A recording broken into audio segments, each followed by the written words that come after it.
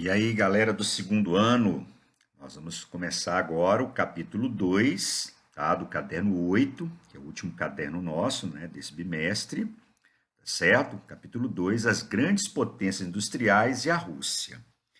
Este capítulo será dividido em duas partes, tá bom? Olha, sendo que a primeira parte eu vou falar para vocês basicamente de Estados Unidos e Japão, e a segunda parte vamos nos preocupar com a questão da Europa. E aí nós vamos entrar na questão da Rússia com vocês, tá? É um capítulo um pouco longo, mas lembrando que agora que nós já sabemos o que é um tipo industrial, os modelos de produção, as evoluções industriais que estudamos no capítulo um, agora nós vamos estudar por setores, né? As áreas Quais industriais são os mundiais. objetivos do capítulo? Apresentar fatores responsáveis pela Revolução Industrial nos Estados Unidos, identificar a distribuição espacial da indústria nos Estados Unidos, entender os processos históricos que resultaram na industrialização japonesa, caracterizar a atividade industrial japonesa, reconhecer as áreas industriais europeias e apresentar as principais características da atividade industrial no Reino Unido, na França, na Alemanha, na Itália e na Rússia. A parte um vai ser basicamente Estados Unidos e Japão, e a parte 2, essa parte europeia. Quais são os principais conceitos que vocês vão aprender? O que é o Manufacturing Belt, o que é o Rust Belt, o Ghost Town, o Sun Belt, o que é o Vale do Silício, o que são os Aibats, Revolução Meiji e os concerns, também chamados de concerns, tá? Esses aqui, basicamente, nós vamos estar vendo na parte 1. E esse aqui nós vamos estar vendo na parte 2. Estados Unidos. Então, o primeiro país que nós vamos ver em termos industrial, o que levou à sua industrialização? Estados Unidos da América. Lembrando que os Estados Unidos é a maior potência industrial do mundo, né? Vamos observar que o PIB, o Produto Interno Bruto dos Estados Unidos, de 2012 até 2019. Observe que aqui o PIB era de 16 trilhões e aqui em 2019, 22 trilhões, né? Muito maior que o segundo colocado, que é quem? A China. O que preocupa os Estados Unidos é o seguinte: tudo bem, estão em primeiro, cresceram de 16 para 22, mas vamos observar a China. A China cresceu de 8 para 14, quase que um crescimento de 100%, né? Então, se nós pegarmos em termos percentuais, o crescimento do PIB chinês é maior do que o crescimento do PIB dos Estados Unidos da América. Então, por isso que há uma previsão que em 2030, 2050, a China possa ultrapassar os Estados Unidos e ser, então, a primeira economia mundial. Bem, quando é que ocorreu a industrialização dos Estados Unidos? Quando, né, quando e onde, né, ocorreu esse processo de industrialização? A industrialização dos Estados Unidos teve início no século XIX, logo após o seu processo de independência. Lembrando que a independência dos Estados Unidos foi 4 de julho de 1776, finalzinho do século XVIII. E no século XIX, os Estados Unidos iniciam o seu processo de industrialização. Essa industrialização ela tem início aqui, ó, na região dos Grandes Lagos e Nordeste dos Estados Unidos. O Nordeste dos Estados Unidos é o que equivale às colônias do Norte, né? Vamos lembrar que os Estados Unidos ele teve processo de colonização de exploração no Sul e povoamento no Norte. Então foram dois tipos de colônias, as colônias do Norte e as colônias do Sul. Aqui estão os grandes lagos, né? Lago Superior, Lago Michigan, Huron, Erie e Ontário, que fazem inclusive a fronteira dos Estados Unidos com o Canadá, tá certo? Aqui é o sudeste do Canadá, região também de alta concentração industrial. E o Lago Ontário, né, é onde nós temos a nascente do Rio São Lourenço, que vai fazer fronteira do Canadá com os Estados Unidos. Lembrando que o Rio São Lourenço, esse rio, ele é utilizado para escoar a produção industrial dessa região. O que favoreceu a industrialização dessa região? Primeiro, a colonização de povoamento. Então, não havia uma ligação muito grande dessas colônias com a sua metrópole. Então, elas tinham que se virar, tá certo, do ponto de vista econômico. Tá legal? Grande concentração de minério de ferro, aqui, né, ao sul do Lago Superior, grande concentração de carvão mineral aqui nos Montes Apalaches, e por ter sido uma região mais independente em relação à colônia, o que acontecia? Eles tinham um maior dinamismo econômico, principalmente comercial, e predomínio de pequenas propriedades agrícolas. Então, isso fazia que eles tivessem um grande mercado consumidor, já que eles não adotavam mão de obra escrava, como adotava-se o Sul, né? Então, isso fazia com que aqui a região norte tivesse um mercado consumidor maior, uma mão de obra muito mais abundante, maior circulação de mercadorias, com ótima malha de transporte para poder circular essas mercadorias entre as cidades.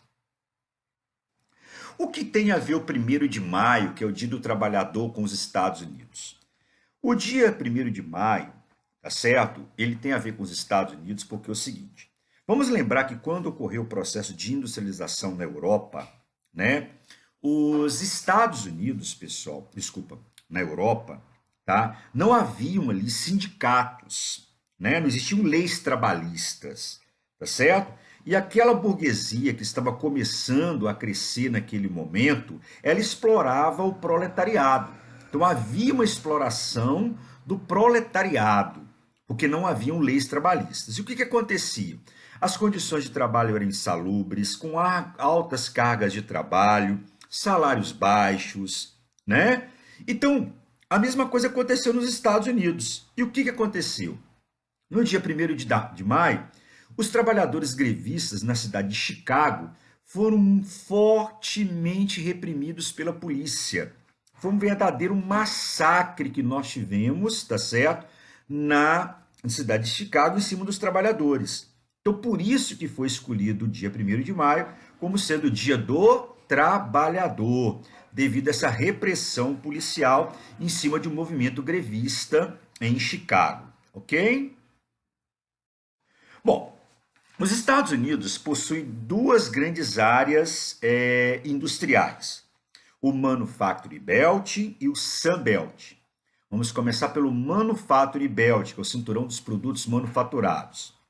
O Manufacturing Belt, ele pega as regiões dos Grandes Lagos e do Nordeste dos Estados Unidos. Olha, que foi a primeira região a ser industrializada nos Estados Unidos. Foi a região berço da industrialização americana, não é isso, pessoal?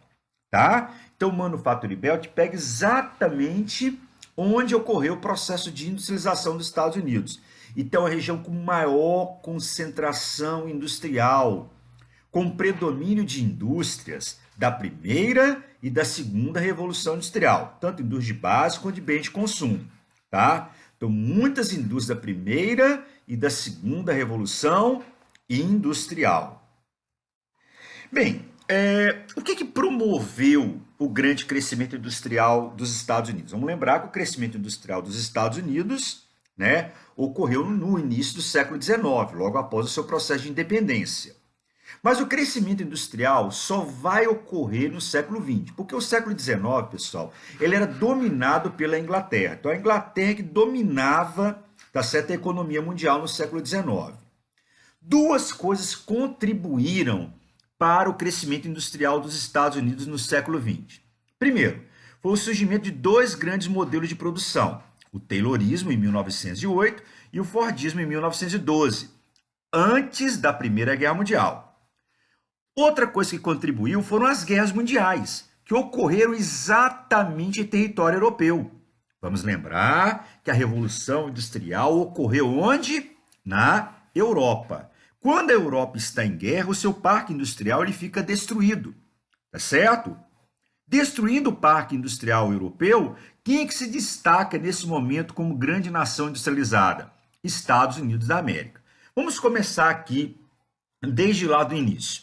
Os Estados Unidos criam lá o Taylorismo, né, que é aquela organização da produção, onde cada funcionário vai saber qual que é a sua atividade dentro da empresa. Ford, então, vai se apossar do conhecimento taylorista. Bom, se cada um sabe qual que é a sua função dentro da empresa, eu vou colocá-los numa linha de montagem. Para quê? Para que um complemente o trabalho do outro. E dessa forma eu produza mais a um preço mais baixo. Essa foi a ideia de Ford, né? Aquela produção em escala. Quando surgem esses dois modelos de produção, ocorre a Primeira Guerra Mundial, exatamente onde? Na Europa. A produção europeia vai cair exatamente quando a produção industrial dos Estados Unidos vai o quê? Aumentar. Beleza? Então vamos lá. Aí só que termina a Segunda Guerra Mundial. Termina a Segunda Guerra Mundial e qual foi o erro dos Estados Unidos? Não ver o que estava acontecendo na Europa. Será que quando terminou a Primeira Guerra Mundial, os europeus cruzaram os braços e disseram: ah, meu Deus, estamos lascados, falidos? Não. Eles fizeram um processo de recuperação da sua economia, começaram a recuperar o seu parque industrial.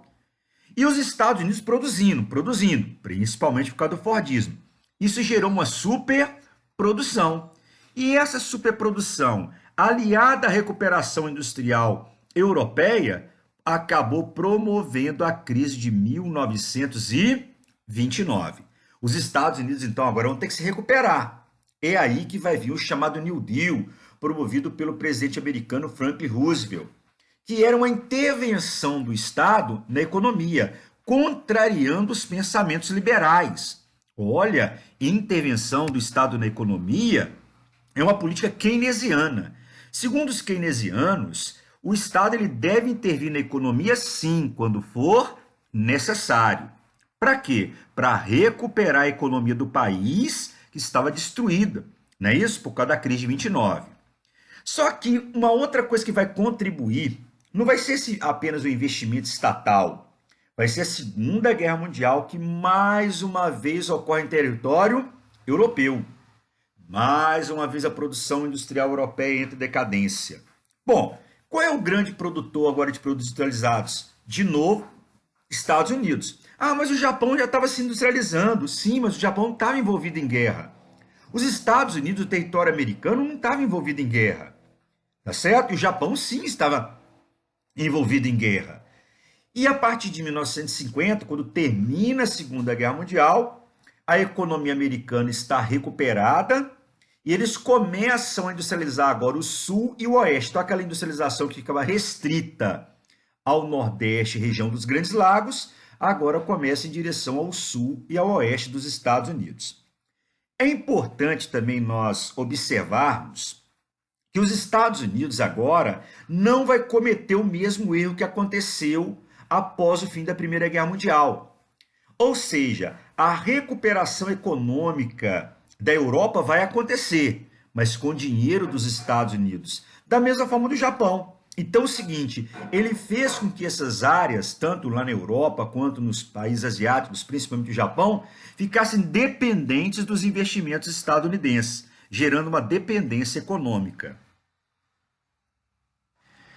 A década de 1980, principalmente para a região, né, do Manufacturing Belt, já vai ser uma década de declínio, tá certo? Lembra que a primeira região industrializada dos Estados Unidos começa agora a sofrer um declínio. Por quê? Porque como aqui tem predomínio de indústrias da primeira e da segunda revolução industrial, tá certo? Eles produzem praticamente o que outros países passam a produzir. Então vem a questão da concorrência. Então, se há uma concorrência, a sua produção agora ela começa a sofrer, tá certo, uma queda. E essa região do Manufacturing Belt começa a ser chamada de Rust Belt, devido à falência de muitas empresas, tá certo, na região.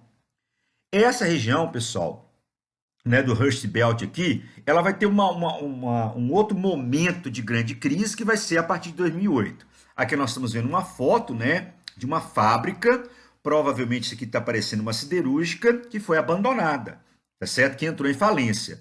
A cidade de Pittsburgh, na região da Virgínia, tá certo? Virgínia do Oeste, é uma região onde nós temos grande concentração de siderúrgicas por causa do carvão mineral que é explorado aqui nos Montes Apalaches.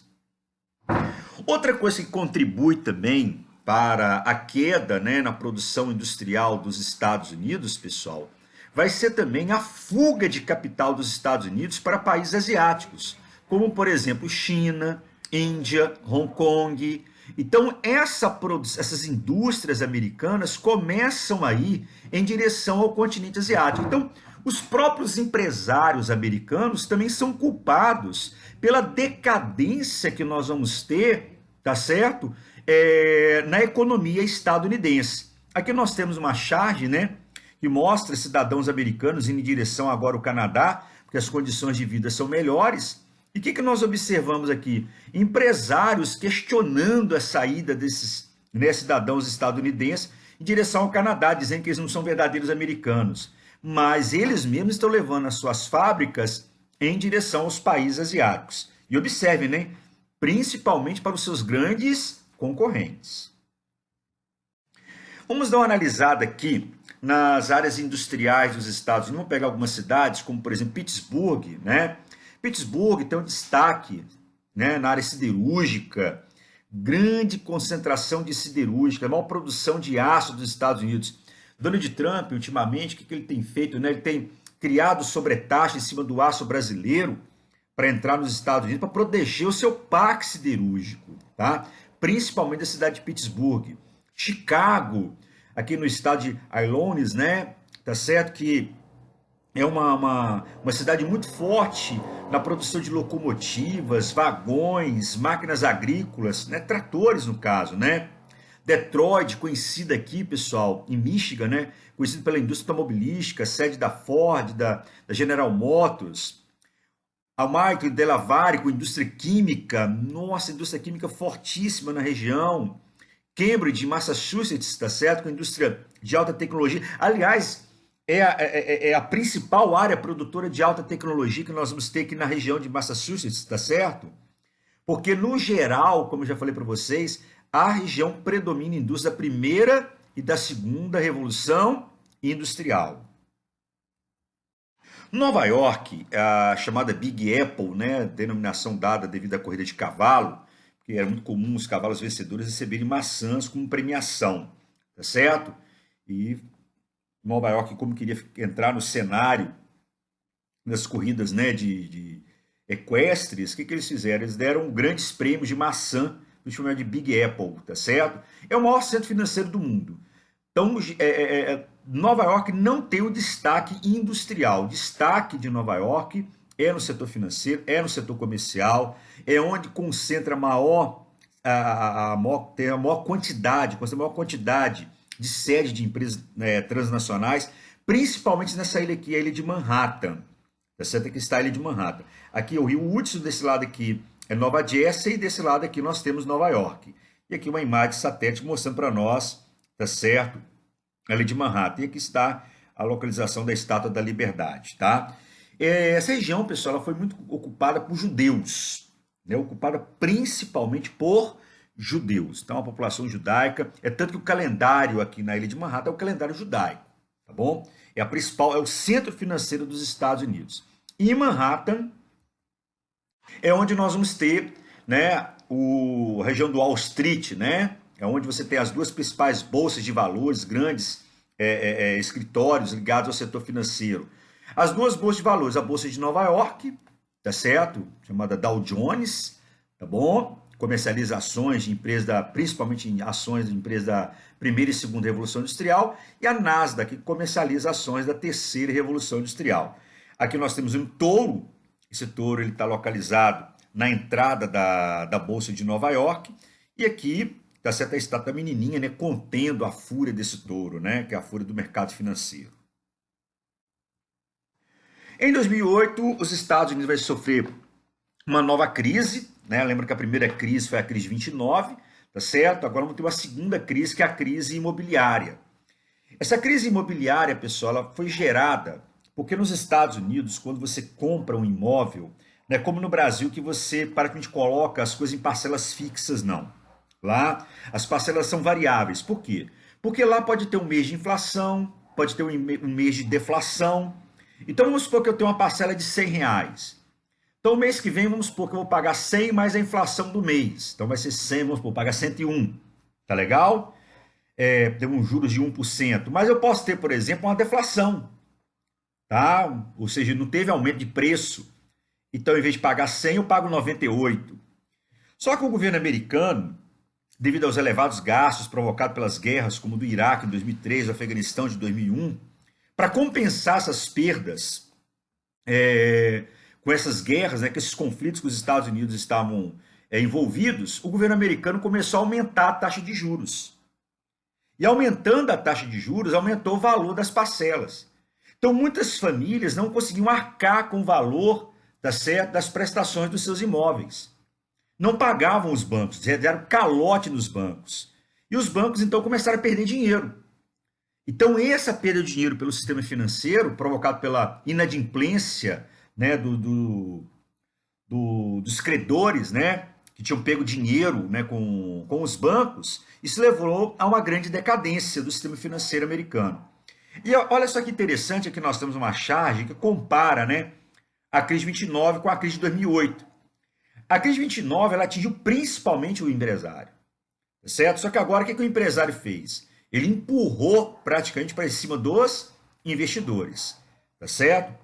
Então, na verdade, atingiu mais os investidores do que os empresários em si, tá bem? Muitas cidades americanas, a partir da década de 1980, passaram a ser chamadas de Ghost Town, tá? E lembre que a partir de 80 começou a haver uma crise nos Estados Unidos, provocada, né, pela concorrência de empresas que produziam as mesmas coisas que as empresas norte-americanas, como também a fuga de capital para outros países, não é isso? Só que a crise de 2008, ela ampliou ainda mais a crise que já estava acontecendo no Manufacturing Belt. Lembra que o Manufacturing Belt passou a se chamar de Rust Belt, cinturão da ferrugem. E muitas cidades começaram a praticamente a ter um grande processo de emigração.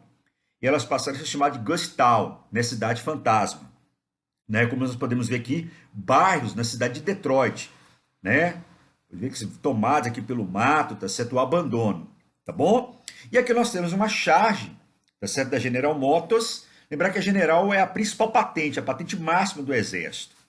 E aqui eles colocaram o coronel, mostrando, né, que a crise de 2008 atingiu, né, de cheio várias empresas estadunidenses. O Sunbelt, lembrar que o Sunbelt é uma região de industrialização recente, começou a se industrializar a partir da década de 1950, logo após o fim da Segunda Guerra Mundial. É o chamado Cinturão do Sol, o Cinturão de Energia, o Cinturão de Crescimento, que vai da Flórida até a costa do Pacífico. O que marca o Sunbelt é o predomínio de indústrias de alta tecnologia, ou seja, de indústria terceira evolução industrial. Então, há muitos tecnopolos na região. Eu vou colocar uma sequência para vocês aqui agora de 3 mapas, para mostrar para vocês que vocês não devem decorar mapas, tá certo? Bem, vamos observar o seguinte. Esse aqui é o primeiro mapa mostrando o Sunbelt. Ó, o Sunbelt, para eles, tá vendo essa faixa aqui, tá certo? Mais azulada, que pega aqui da Flórida, observe que não pegou aqui direito, tá certo? O estado da Flórida, mais ao norte da Flórida, até a Califórnia. Né? Pega o sul dos Estados Unidos e vai até o oeste, aqui no caso, seria o sudoeste dos Estados Unidos, a Califórnia. Vamos observar outro mapa agora. Já esse mapa deixou de fora totalmente, né, o sudeste dos Estados Unidos. Pega basicamente aqui do Texas, né, e vai até a Califórnia. Uma coisa é fato, né, o Texas e a Califórnia sempre vão estar presentes. E já esse aqui agora, ele pega parte da costa leste, não pega aqui o Manufacturing Belt, como vocês podem observar, pega aqui a costa leste, mais o sudeste dos Estados Unidos, todo o sul, e vai pegando toda a costa do Pacífico. Os estados aqui de Oregon e Washington, como nós podemos observar. Eu vou destacar alguns estados americanos aqui relacionados ao Sunbelt. Quando eu falei do Manufacturing Belt, eu destaquei algumas cidades, né? Aqui eu vou pegar estados principalmente para vocês. Vamos começar pelo estado da Flórida, tá bom? O estado da Flórida tem uma indústria aeroespacial muito forte, principalmente por causa aqui do Cabo Canaveral, que é a base de lançamento de foguetes da NASA. Que lembrar que essa base de lançamento de foguetes da NASA agora está sendo utilizada por empresas privadas, como a Space. Né? Está utilizando de forma muito intensa essa região. Aqui nós temos a indústria do entretenimento, né? Orlando, né? Onde está a Disney. Muita indústria de suco, né, época da produção de laranja, tá certo? Aqui na região. E lembrar que o turismo é muito forte, né? O turismo é muito forte, não só por causa dos parques de diversão, mas também por causa aqui das praias lindíssimas da Flórida. Aqui nós temos a base de lançamento da NASA, né, no Cabo Canaveral, e aqui uma foto, né, da entrada da Disney. O Golfo do México, no Golfo do México, eu vou destacar o Texas, vou destacar aqui o Texas. Cidades importantíssimas como Dallas, Austin, Santo Antônio, Houston, né? Cidades importantíssimas no Texas. É um subsolo muito rico em petróleo, não somente aqui em área continental, mas também na área marítima, né, que é o Golfo do México. As principais indústrias petrolíferas estadunidenses estão localizadas aqui no Texas, tá bom? Tem uma indústria, né, de alimentos, principalmente no setor de carne, por causa da pecuária extensiva que tem na região. Vamos lembrar que o Texas é muito conhecido, né, pelos cowboys, né? Tá certo? Aqui a gente chama do Ranching Belt, né? Cinturão da pecuária extensiva. E a indústria aeroespacial. Houston, aqui é a sede da NASA. Houston é a sede da NASA, né, pessoal? É onde praticamente nós temos a produção de foguetes, está parte de satélites aqui em Houston. Para vocês, tá certo? Os da Texaco, né? Texas Company, aqui né, ó, os aviões espaciais, né, que nós temos na produção lá do Texas, tá certo? E aqui nós temos a Sandy, né, pessoal? Cabelo, o chapéu do cowboy do Texas, aqui, ó, os rodeios, com roupa de quê? De astronauta, tá certo? Uma representante do Texas aí para vocês. E com profunda emoção, do Texas é o meu coração. Eu quero ir pra lá, pra lá.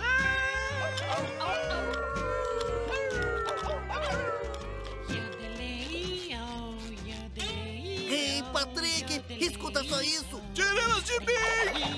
Patrick, escuta! Está ouvindo? É a Sandy! Eu quero acordar no Texas.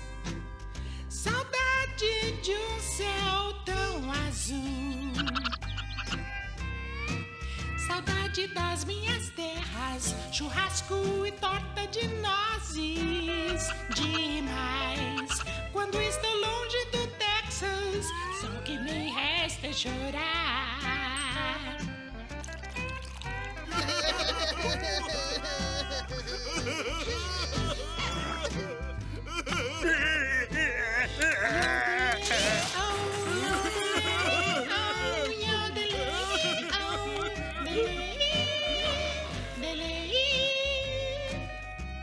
Eu quero ir pra lá.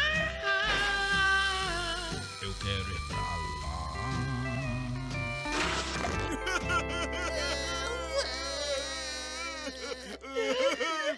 Será que ela sabe a música do vendedor ambulante?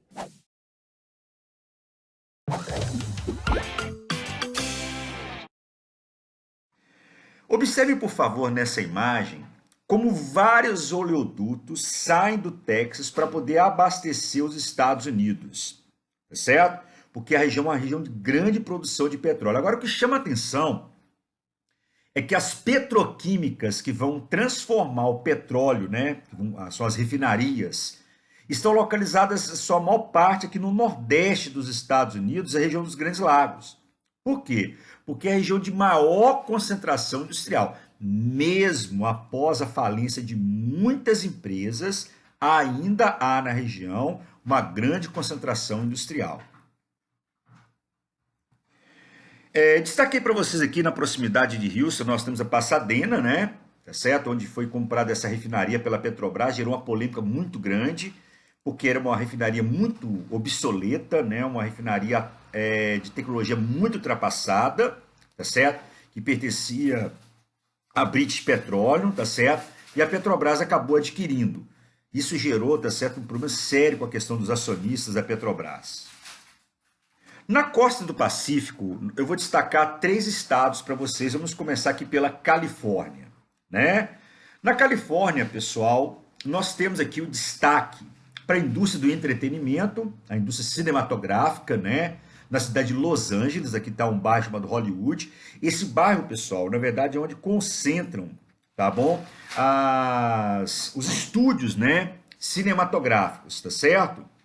Nós temos também a cidade de São Francisco, que é o maior tecnopolo do mundo, tá certo? O maior tecnopolo do mundo está localizado em São Francisco, onde é chamado Vale do Silício, Silicon Valley, tá? Nós temos a indústria aeronáutica muito forte em Seattle, no estado de Washington, e no estado de Oregon, a cidade de Portland, né, com grande produção, tá certo, de armamentos, tá bom? Caças, tanques, é o destaque da região. Bom, aqui nós temos a cidade de São Francisco, tá legal? Que tem um bairro chamado San José, é onde praticamente concentra a maior parte das indústrias de alta tecnologia, é o chamado Silicon Valley, né? O Vale do Silício. Aqui nós temos a Port Gold State, tá certo? A primeira grande ponte estaiada que nós tivemos foi construída para poder absorver os abalos sísmicos que são muito comuns na região, porque está na região das Montanhas Rochosas, né? Não tem tanta atividade sísmica quanto vulcânica. E aqui está, né, São Francisco. E aqui Los Angeles com a indústria de entretenimento, a indústria cinematográfica. E no estado de Oregon nós temos aqui a cidade de Portland, né, quase na fronteira com o estado de Washington, tá? Estado de Washington. Aqui nós temos uma fábrica, né, de caças na cidade de Portland, como também produz aqui muitos tanques, né, material bélico. E em Seattle, no estado de Washington, praticamente na fronteira aqui com o Canadá, né, que nós temos Vancouver, aqui nós temos a sede da Boeing, né, a gigante americana no setor de aviação de grande porte. Bom, eu indico para vocês aqui um documentário, né, feito pela produtora da família Obama, chamado Indústria Americana.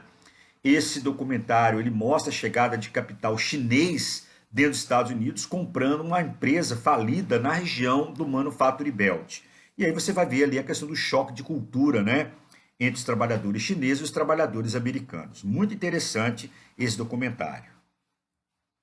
Vamos pegar agora aqui o Japão.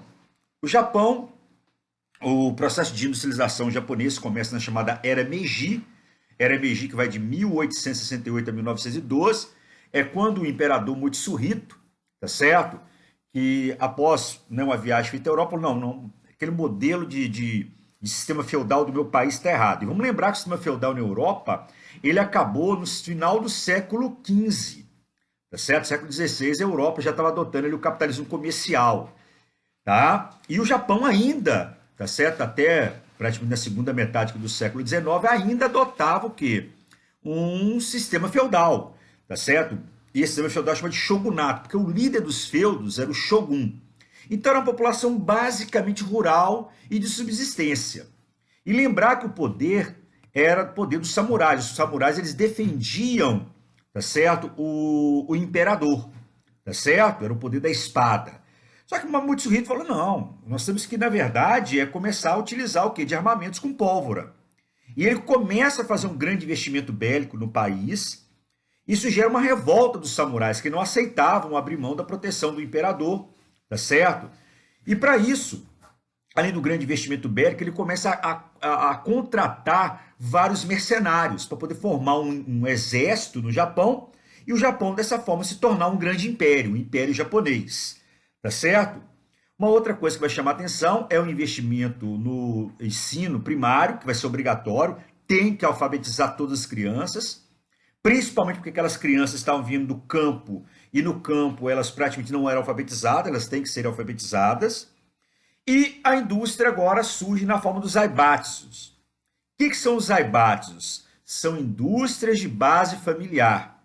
E serão esses zaibatsus que vão dar origem aos grandes conglomerados industriais no Japão.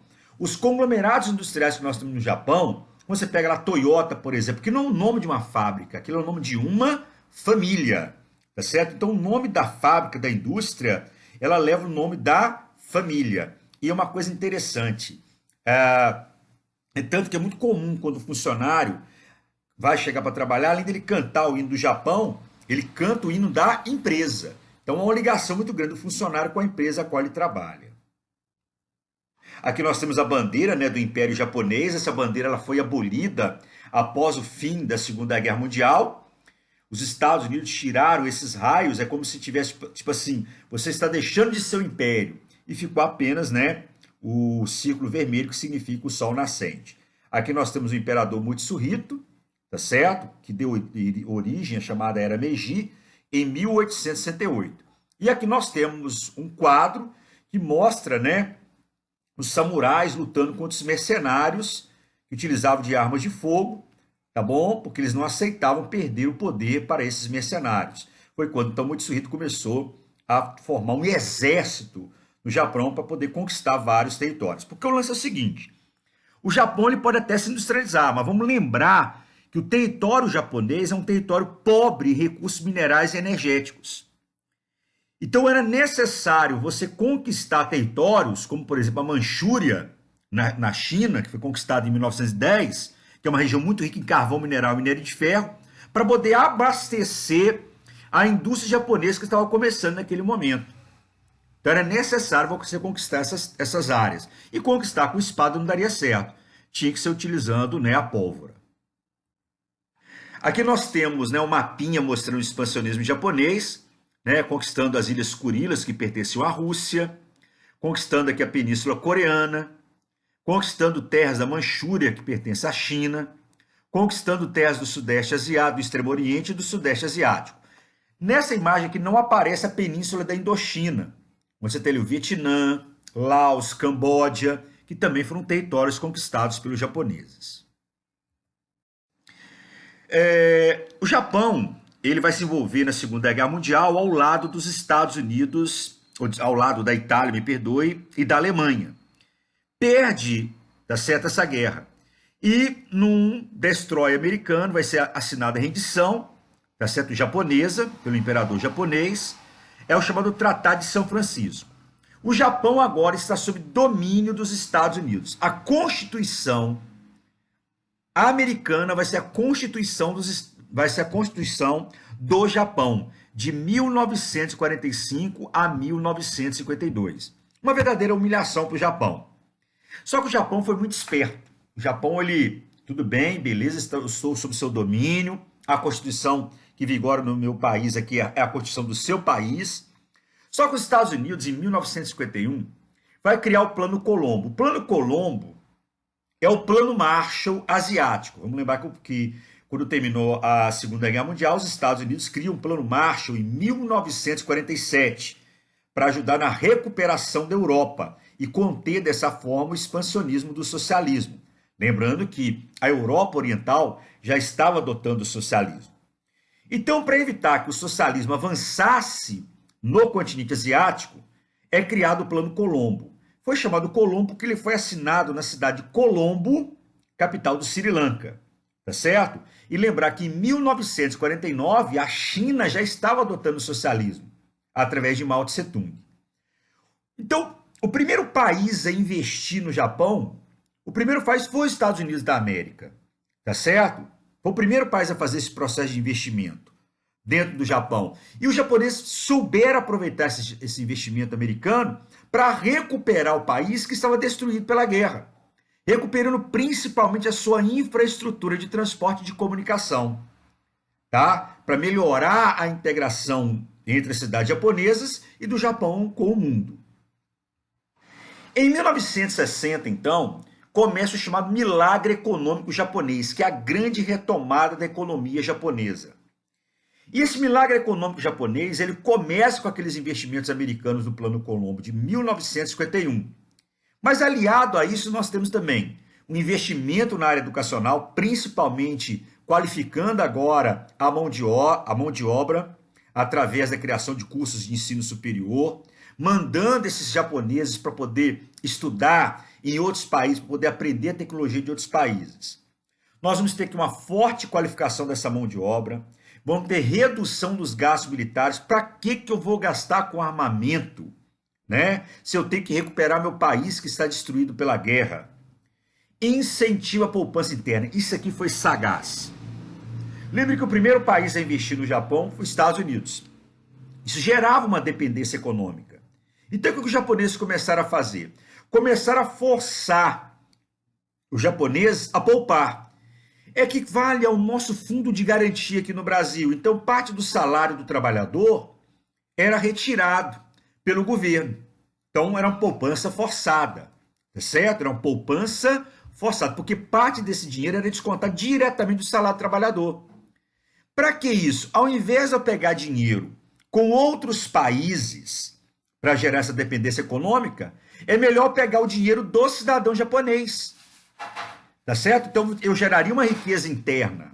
Isso foi sagaz, tá, por parte do governo japonês. Outra coisa é a miniaturização dos produtos menores. Não é somente porque o território japonês é um país, né, um território pequeno, não.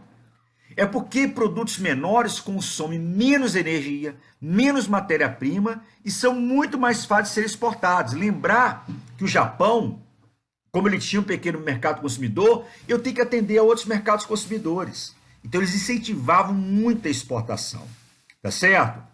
E uma coisa que chama a atenção é o seguinte: como o Japão é muito carente de matéria-prima e combustíveis fósseis, as áreas industriais, todas elas foram instaladas próximo às áreas portuárias. Por causa de quê? Por causa da chegada dos combustíveis fósseis e da matéria-prima. O Japão ele teve um processo de decadência econômica e foi em 1997. Porque o Japão foi o país que mais investiu nos chamados tigres asiáticos. E com a decadência da Bolsa de Valores de Hong Kong, né, Taiwan e Singapura, isso afetou muitos investimentos japoneses da época. Tá certo? E o Japão, em 97, passou por uma situação de recessão, mas recuperou-se rapidamente. O Japão ele deixou de ser a segunda economia do mundo por causa da concorrência com a China. Mas é importante deixar bem claro que são modelos, tá certo, diferentes. O Japão cresceu desenvolvendo a sua própria tecnologia, enquanto a China dependeu de tecnologia externa. Tudo bem que hoje a China procura caminhar com as suas próprias pernas.